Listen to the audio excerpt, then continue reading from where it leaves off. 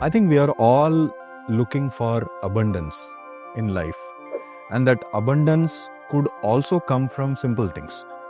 I think that had been one of my biggest learnings, right? Technology is a big area of abundance. Technology to me is like science. How scientists find laws of nature which are so scalable and so big. How are they able to see something which is true and which works, right? So when we talk about sustainability, it is about finding things which will work long term. If you don't find the fundamental principles of nature, in which business, I feel business is a small part of, how can it be sustainable? What I learned in my journey is, if everybody goes after depth, everything else will follow. Business will follow. Business is, I feel, a part of business. Money and all is a part of a larger game that we are playing. And play it well, play it responsibility. So the question is, what are the three important things? So the first is, there is an inherent tendency in us to go after foundation and truth. There is an inherent tendency in us to go after aesthetic and beauty. There is an inherent tendency in us to be inclusive and be included. Actually, to be inclusive also comes from all of us wanting to be included. All of us have it, right? So, are there examples where as a company we have embraced these three? The first is, like science, we wanted to solve population scale problems. That is why DPI was super exciting to us.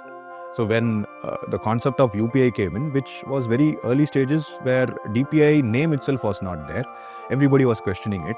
We thought it's the right thing to do. And we put all our effort into whatever we can to make UPI work. The second is making payments frictionless. You might have seen JustPay automatically reading OTP. This is very early, before UPI. Automatically making the bank pages better. So we created something called a mobile payments browser.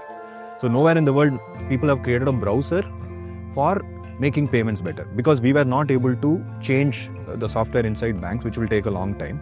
So we created a software which stands on top of the interfaces of banks and makes it better and aesthetic. The experience would be aesthetic. OTP is automatically read and you just in a one click, single click payment happens, right? So third, in empathy is work in Namma Yatri. We always say to our product and business leaders who run Namma Yatri, it's a driver's product. Don't look at driver as an object. Look at them as a subject. You be the driver. In fact, Magidan, who runs Namma Yatri, he took 300 trips, 300 auto trips. He worked as a driver. And what does it take to be a driver when you work the full day? 8+ hours.